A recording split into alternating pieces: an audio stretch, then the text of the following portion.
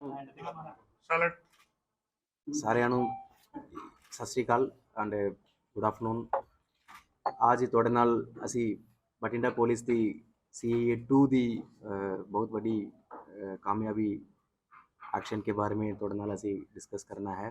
इस press conference राही अपने SPD Shri Ajay Gandhi IPS और DSPD और CAA 2 इन्होंने जॉइंटली ये ऑपरेशन को फॉलो किया है।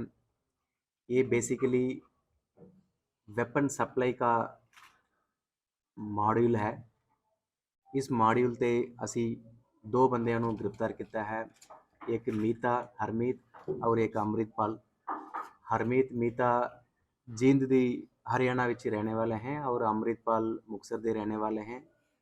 ये दोनों करीब 25 साल की मुंडे ने और पहला भी इन्हां दे खिलाफ वैपन स्मगलिंग दा बरनाला दे विच केस रजिस्टर्ड ने।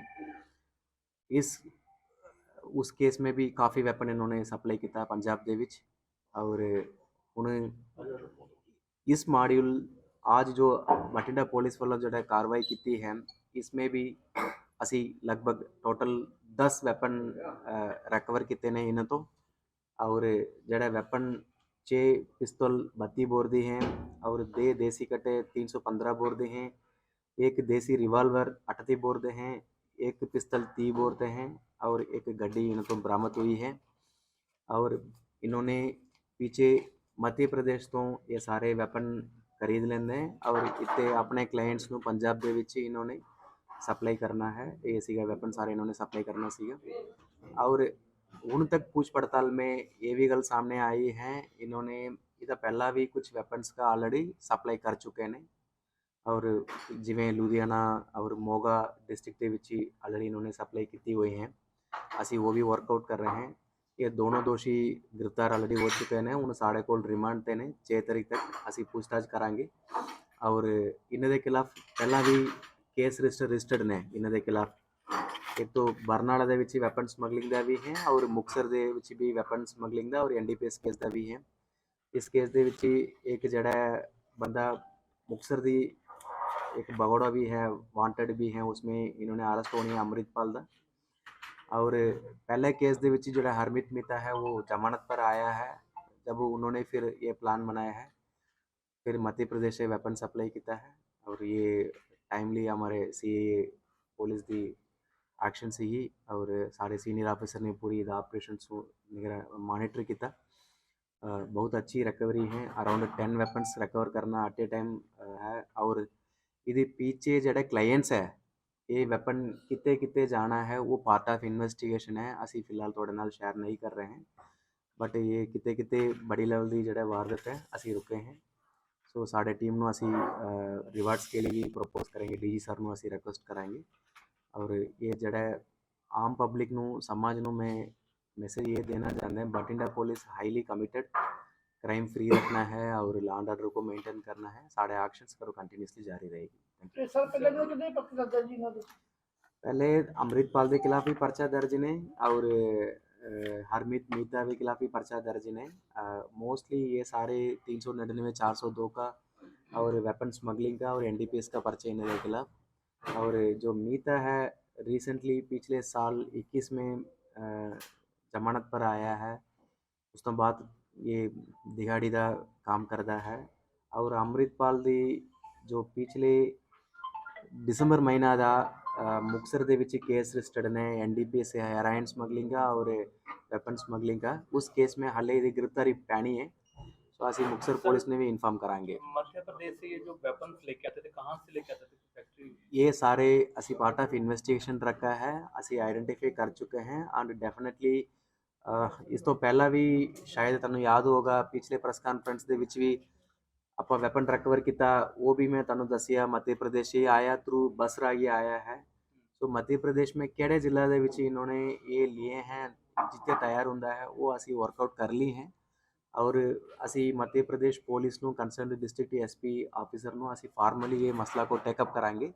टेकअप करा के उतने ही अगर लोडिंदा एक्शन हो जाता है तो फिर तो हमारा काम इस तरफ का हेवी स्मगलिंग ना हो सके तो असी एक्शन लेवांगे। मसला जिहड़ा पिछोकड़ है जिस तरह तुसीं दस्सिया असला पहला भी परचे ना दर्ज होया, ਕਿਸੇ ਖਾਸ ਗੈਂਗ ਨੂੰ ਸਪਲਾਈ ਕਰਦੇ ਆ ਜਾਂ ਅਪਰਾਧਿਕ ਲੋਕਾਂ ਨਾਲ ਹੀ? रैंडमली ਹੁਣ तक तो पूछताछ में जो इनकी क्लाइंट्स है रैंडमली क्लाइंट्स है एंड इसमें कुछ क्रिमिनल्स भी हैं और बाकी भी हैं और इसलिए मैंने पहले ही बताया था ये जो 10 हैं कितने कितने जाना है वो सानू लगभग आइडिया नहीं अभी ये पार्ट ऑफ इन्वेस्टिगेशन है कुछ हमने मेंटेन कर रहे हैं मकसद क्या था इनका, मतलब ये पैसा गेन देखो करना या फिर वेपन किसी गैंगस्टर के साथ वेपन था? वेपन लेके आना है तो कितने कितने तो वारदात करनी ही करना अदरवाइज इधर वेपन मंगवाने के कोई मकसद तो है ही नहीं ये जड़ा बंदा फड़े हैं असी ये तो वेपन स्मगलर ने ये बेसिकली ये स्मगल करता है और सप्लाई करता है लेना खरीदना किसी और ने और उन्होंने कोई आगे आगे जैसे अभी फॉर एग्जांपल लुधियाना जिला में 2 बंदे हमारे लिए वांटेड ने उन्होंने को असला ऑलरेडी पहुंच चुका है तो असि वर्कआउट कर रहे हैं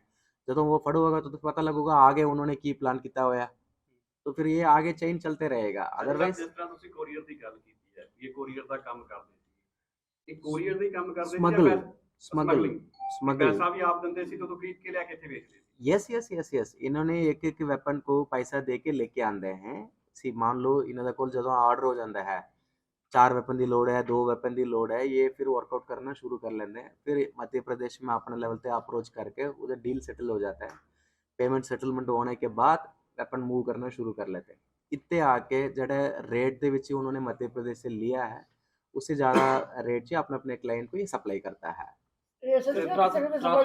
ट्रांसपोर्टेशन का जरिया क्या था? देखो this is part of investigation last time को मैंने आपको बता दिया बस इस टाइम का हमारा डिफरेंट एंगल में इन्वेस्टिगेशन चल रही है देखो कई चीज़ें आप सवाल ज़्यादा पूछ सकते हैं मैं ज़्यादा डिस्क्लोज नहीं कर सकता हूँ मेरा फर्जी बनता है तो पब्लिक को एक कॉन्फिडेंस आनी चाहिए पुलिस का असी दस दिता साढ़े ऑपरेशन कंटिन्यूसली सक्सेसफुली रहेगी और कंटिन्यूसली जारी रहेगी बट माइन्यूट डिटेल्स मैं अभी स्टेज में अवॉइड कर रहा हूँ क्योंकि इसके पीछे काफ़ी मेरा ऑपरेशन चल रहा है ਸਰ ਇਹ ਜਿਸ ਤਰ੍ਹਾਂ ਤੁਸੀਂ ਦੱਸ ਰਹੇ ਅਸਲਾ ਵੀ ਲੋਕਾਂ ਨੂੰ ਦਿੰਦੇ ਸੀ ਕ੍ਰਿਮੀਨਲ ਬੰਦੇ ਦਿੰਦੇ ਸੀ ਇਹ ਉਹਨਾਂ ਨਾਲ ਰਾਬਤਾ ਕਿਵੇਂ ਕਾਇਮ ਕਰਦੇ ਸੀ ਕਿ ਇਹਨਾਂ ਗਾਹਾਂ देखो मैंने पहले दस देता है छोटे छोटे चीज़ें मैं शेयर नहीं कर पाऊंगा इस स्टेज ਦੇ ਵਿੱਚ मेरा ऑपरेशन को डिस्टर्ब नहीं होनी चाहिए अभी प्लस ये एफआईआर को तुसी डेट भी देख लेना ਅਸੀਂ 1 तारीख ਨੂੰ पर्चा ਦਿੱਤਾ ਹੋਇਆ ठीक है ऑलरेडी बंदा मैंने गिरफ्तार कर ली है मेरे को बंदा रिमांड पे ने क्योंकि इन्हें कंटिन्यूसली मेरे ऑपरेशंस को जारी रखना वेपन रिकवर करना मैं पब्लिक डोमेन ਦੇ ਵਿੱਚ कई चीज़ें मैं शेयर नहीं कर पाएंगे तो इसीलिए अगर मैं करना तो नाल ही में पर्चा आपको शेयर कर सकते थे बट असी थोड़े अच्छी लेवल को ऑपरेशन सक्सेसफुल होने के तक वेट किया वेट करके फिर असी आज थोड़े नाल शेयर कर रहे हैं ਸਰ ਇਸ ਵਾਰ ਸਿਰਫ 10 6 तारीख तक साढ़े को रिमांड ने 10 ਹੀ ਲੈ ਕੇ ਆਏ ਸੀ ਜਾਂ ਰਾਸਤੇ 'ਚ ਪਹਿਲਾਂ ਆਏ ਕਿਸੇ ਨੂੰ ਹੋਰ ਵੀ ਦੇ ਕੇ ਆਏ ਨੇ? चले गए हैं ऑलरेडी सर्कुलेशन हो चुकी है ਅੰਦਾਜ਼ਾ ਸਰ ਸਰ ਇਹ ਹੋਰ ਵੀ ਘਟਨਾਵਾਂ ਨੂੰ ਜਾਣਦੇ ਸੀ ਕਿ ਇਕੱਲਾ ਹਥਿਆਰ ਹੀ ਸਪਲਾਈ ਕਰਦੇ ਸੀ? हाँ ये कल्ले हथियार सप्लाई करता है और इन्हें दे पास्ट हिस्ट्री भी तुसी देख लेना बरनाला दे विच भी उन्होंने फड़िया उधर भी आसलन सप्लाई करता है उधर विच टोटल 6-7 दोषी सीगी ये दोनों दोषी उस टाइम का आपस में पहले भी जानते थे खट्टे ही पर्चा हुआ था और इन्हें दी जो मोडस ऑपरेंडी है जो तरीका वारदात तुसी कह दो ये इन्होंने वेपन को किसी स्टेट तो ऑर्गेनाइज कराना प्रॉपर तरीके नाल कोऑर्डिनेट करके ट्रांसफ़र करना है लेके आना है फिर अपने क्लाइंट तक पहुँचवाना है जिन्हें तुसी कहते हो ठीक है वेपन्स कुछ ऑलरेडी सर्कुलेशन में जा चुकी है it is under my network उसमें हमारा team already they are working फिलहाल 10 इस स्टेज पे है और कुछ इससे पहले भी सप्लाई हो चुके हैं और इन्होंने फर्दर भी इन्होंने ऑर्डर की तैयारी में थे ਸਰ ਟੋਟਲ ਕਿੰਨੇ ਲੈ ਕੇ ਆਏ? देखो 10 तो रिकवर कर लिए हैं ऐसे ठीक है। फिलहाल साढ़े जो ऑपरेशन चल रही है मोगा और लुधियाना में 2-2 वेपन के लिए चल रहा है तो कुल 14 मिला ਲੈ के ਕੇ ਆਏ ਸੀ? थोड़ा मिला के ਸਰ ਇਹ ਆਪਣੇ ਜੇ ਗੱਲ ਕਰੀਏ ਕਿੰਨੇ ਪੈਸੇ ਲੈਂਦੇ ਸੀ ਕਲਾਇੰਟ ਜੇ ਆਪਾਂ ਐਵਰੇਜ ਤੇ ਗੱਲ ਕਰੀਏ देखो मेरा गल सुन लेना है अपा जो तुसी तो कदम ही नहीं होगा प्रेस कॉन्फ्रेंस शाम तक अपन बैठे रहेंगे ठीक है बेसिक फर्जी बनता है तो मैंने कर रहा शेयर करता है वेपन की किस्म देख लेना वेपन अलग अलग कैटेगरी का है अलग अलग रेट का है कभी किसी की 20,000 25,000 15,000 40,000 डिफरेंट रेट में होता है ये सिर्फ पार्ट ऑफ इन्वेस्टिगेशन कितों पेमेंट आया किसी ने कितों दिता है थ्रू अकाउंट रागी पे कितना है जहाँ बंदे जाके कैश रागी पे करके है दिस इज ऑलरेडी हमारे इन्वेस्टिगेशन में ले रहे हैं असी सो कुछ स्टेज इतने असी ਬੰਦੇ ਹੋਰ ਵੀ ਹੈ ना इस ग्रो तो फिलहाल 2 ही है ਦੋਨੇ ਫੜੇ ਗਏ दोनों फट हो गए हैं बट इससे जो आगे जिन जिन को सप्लाई हो चुका है उनके असी और रिकवर करने के लिए वर्कआउट कर रहे हैं गिरफ्तार किन्ने कीते जी? गिरफ्तार किन्ने कीते?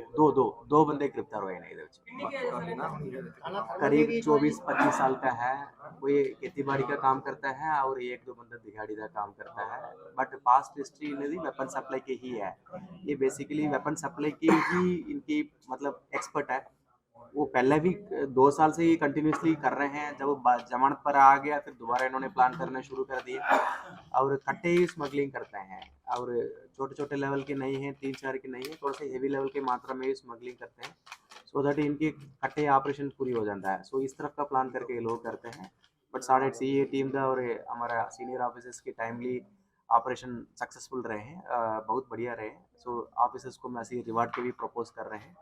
तो असी इस जो प्रेस कान्फ्रेंस रागी तनु और अपने बठिंडा जिले आम पब्लिक सारे ये message we are highly committed crime law and order control करने we are taking best efforts.